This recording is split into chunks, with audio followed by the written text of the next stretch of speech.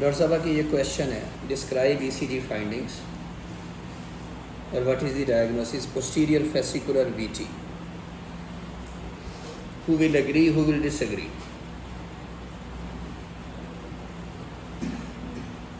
आप सब बताएं। सिंपल एसवीटी क्यों नहीं है?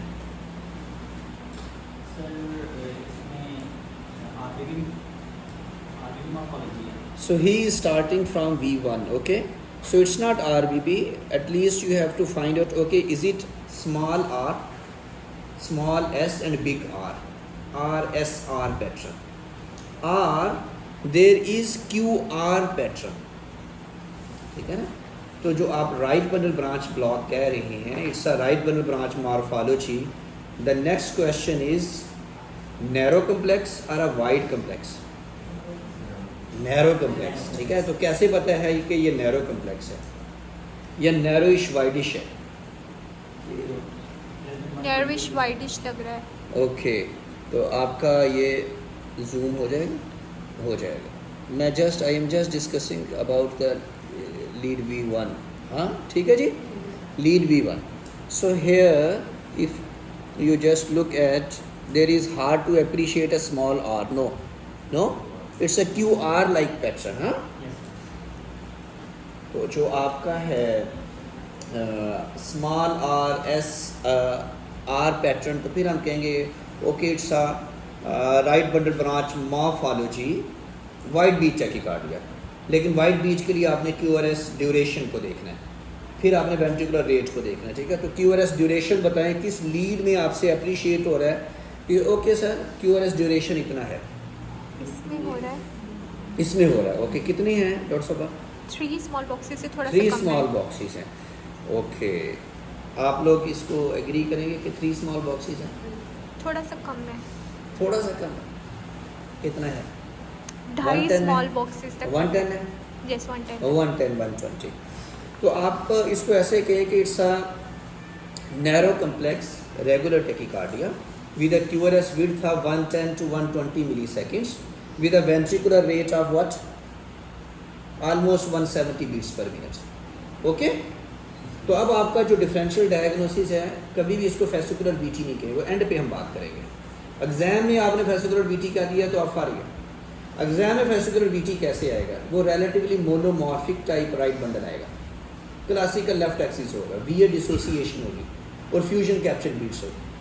अदरवाइज जो भी कंडक्शन सिस्टम के बीटी हैं उनको एसवीटी से डिफरेंशिएट करना मुश्किल है, एक्सेप्ट बंडल ब्रांच री एंटर्ड बीटी, वो वाइडर होता है क्योंकि वो बेसलाइन कंडक्शन सिस्टम उसका ठीक नहीं होता, ठीक है।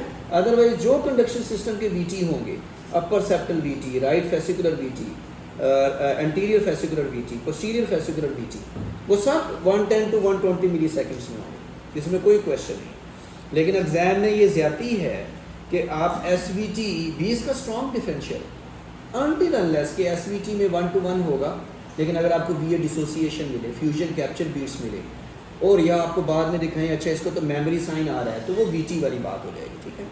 तो यहाँ तक हम VT नहीं कह रहे, हम इसको narrow complex right bundle branch morphology tachycardia कह रहे हैं, ठीक है। आप एग्री कर रहे हैं?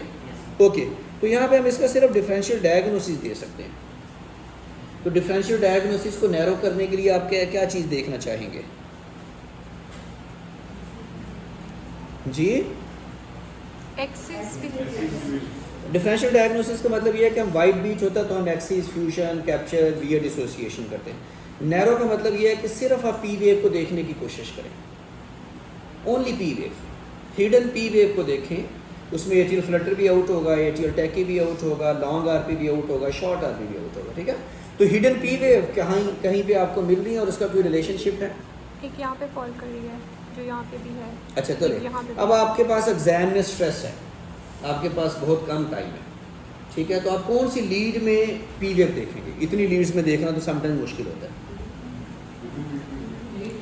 रिदम में देखने। तो यहाँ पे कोई रिदम लीड दी है? नहीं दी है। चलो ये लीड 2 मेरा ख्याल है, शायद वो डॉक्टर साहब यही कहना चाह रही है, ये लीड 2 है, एग्री? चलो जी देखें इसमें,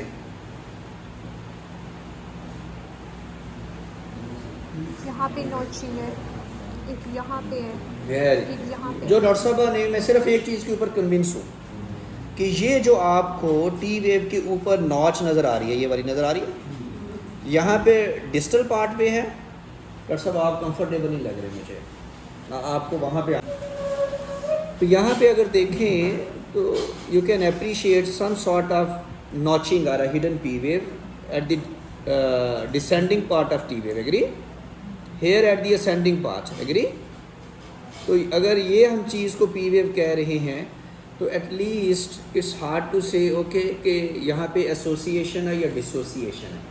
तो अगर डिसोसिएशन है और नैरो कम्प्लेक्स है फिर हम बीटी डिफरेंशियल में रखेंगे। तो चलो एक लीड पे हमें लगा कि यहाँ पे शायद भी है डिसोसिएशन, लेकिन एग्ज़ाम में बहुत मुश्किल होगा। हम की और हार्ड पॉइंट देखने की कोशिश करते हैं कि फ़ौरन आपको पता चले, ठीक है। अदरवाइज़ डॉक्टर साहब ने तो प्रिपेयर किया ना, तो वो तो पहले से सोचा हुआ कि मैंने फेसिकुलर बीटी बना के रहना है, लेकिन हम उसको ऐसे लें कि नहीं आपने पहुंचना कैसे है वहाँ तक, ठीक है। अच्छा अब हम देख लेते हैं V1 में ऊपर नीचे चीज़ें हैं, थोड़ा मुश्किल है कहना। यहाँ पे जो एंड ऑफ QRS है देखा आपने, यहाँ पे थोड़ी सी सस्पिशन है, लेकिन कहीं पे भी फ्यूजन और कैप्चर बीट्स नहीं है, ठीक है। और आपका जो 1 AVL और AVR भी आपका पॉजिटिव है, तो थोड़ा सा आपका -90 प्लस आपका एक्सिस चला जाता है, ओके। तो अगर हम एग्ज़ाम में इसको लें तो अगर कोई कैंडिडेट इसको लेफ़्ट पोस्टीरियर फेसिकुलर बीटी कहता है और एक उसको SVT कहता है, मैं दोनों को पास करूँ। अगर आपको मैं ऐसा लेफ़्ट पोस्टीरियर फेसिकुलर बीटी दूँ जो एटिपिकल राइट बंडल हो, QRS विड्थ उसकी 120 को टच करे, classical VA dissociation with fusion capture beat, फिर कोई SVT कहता तो वो फेल। तो एग्ज़ाम में अगर मुझसे पूछें तो यहाँ पे VA डिसोसिएशन इलेक्ट्रोफिजियोलॉजिस्ट तो शायद पिक कर ले, कार्डियोलॉजिस्ट के साथ ज़्यादती है। और अगर आप ये कहें कि अच्छा ये RSR है, मैं डिसएग्री करूँगा, इट्स अ QR पैटर्न, ठीक है।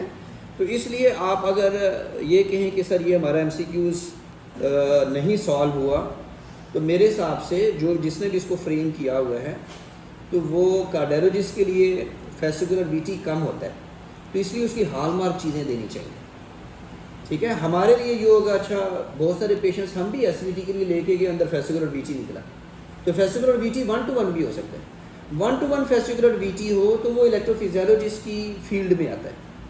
आपके लिए लेफ्ट पोस्टीरियर फेसिकुलर बीटी जब आएगा तो वो क्लासिकल आएगा, ठीक हो गया। वो रिलेटिवली QRS इतना नैरो नहीं दिखाएंगे, ATP का राइट बंडल होगा, VA डिसोसिएशन होगी, लेफ्ट एक्सिस होगा, फ्यूजन कैप्चर बीट्स होंगी, तब जाके आप उसको पकड़ेंगे, ठीक है। तो हमारे पास एक क्लासिकल फेसिकुलर बीटी की ECGs हैं जिनको इमाइडारोन दिया, बीटी उसका चलता रहा, ठीक है, लेकिन वेंट्रिकुलर रेट स्लो हो गया, और VA dissociation classical, fusion capture beats classical. तो जैसे उसको विरापा मिल दिया वो पेशेंट ठीक हो गया, ठीक हो गया। तो इस तरह से वो पेशेंट आपका लेके चलेगा। तो आई डोंट नो सोर्स क्या था इसका, क्या कहा हुआ था। नहीं देखो फेसिकुलर की 3 टाइप्स है, लेफ्ट पोस्टीरियर, लेफ्ट एंटीरियर। जी सर। जो लीड थी सर। है ना, उसे देखिए ना सर। वहाँ इसको थोड़ा सा टैग मिल सकता है, लेकिन फिर भी वो टी की नोचिंग ही है। नहीं VA डिसोसिएशन इज देयर, उसमें मुझे क्वेश्चन ही नहीं है, लेकिन मैंने कहा VA डिसोसिएशन कार्डियोलॉजिस्ट कैसे पिक करेगा, मुझे टेंशन इस बात की है, मुझे तो कोई टेंशन नहीं है। लाइक इन द पास्ट लेन में ना एक गलासन बेटी हुई जो फेसिकल बेटी की दी हुई है, उसमें बड़ी क्लियर करता है। नहीं मुझे इसमें हमारे लेवल पे तो अगर हम कहते तो मैं आहिस्ता आहिस्ता उधर पहुंच जाता।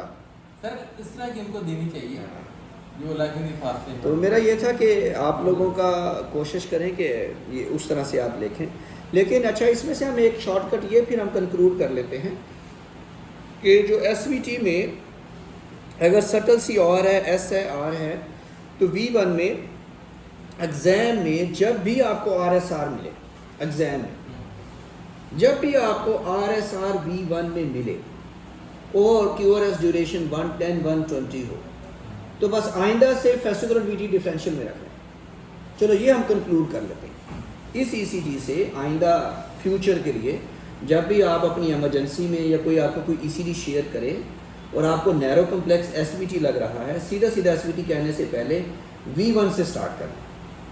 ये ठीक है? इनको V4 से सर। V6 तक S वेव जो वो भी वैसे नहीं सर ने सही कहा।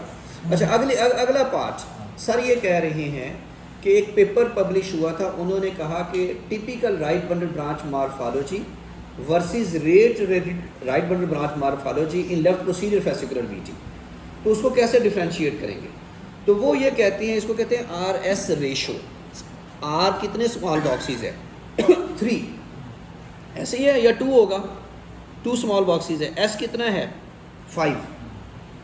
देखें ये बेस लाइन है ना, यहाँ से आपका एस थिक लाइन तक चला गया ना, तो 2 डिवाइडेड बाई 5 तो एस जी आपका ज़्यादा हो गया ना, तो जिसमें भी एस डोमिनेट करेगा माइनस से भी नीचे जाएगा, एस आर छोटा होगा एस बड़ा होगा, किस में V5 V6 में, वो S V T with aberration नहीं हो सकता। तो उसने जो पेपर में ये कहा कि जो right bundle branch morphology aberration हुई है उसको VT से कैसे डिफ्रेंशिएट करेंगे, तो S wave R S ratio देख लें जो सर ने कहा V5 V6 में। अगर V5 V6 में स्मॉल आर है और एस बड़ी है तो आपने हमेशा फेसिकुलर VT सोचना। ठीक हो गया जी।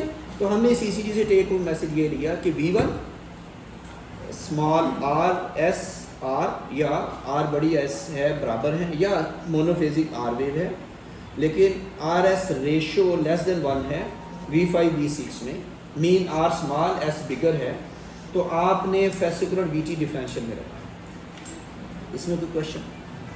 एग्री? तो ये आपने 100% एग्ज़ाम के स्ट्रेस में ये वाली चीज़ देखनी है जो क्विक आपको करेगी कि अगर उसने आपके फेसिकुलर VT रखा है आपके MCQs के ऑप्शन में, तो आपने ये 3 चीज़ें देखनी है, डिसोसिएशन, RSR पैटर्न और डीप एस वेव, और ये भी हो सकता है कि उसमें फ्यूजन कैप्चर भी। जी सर।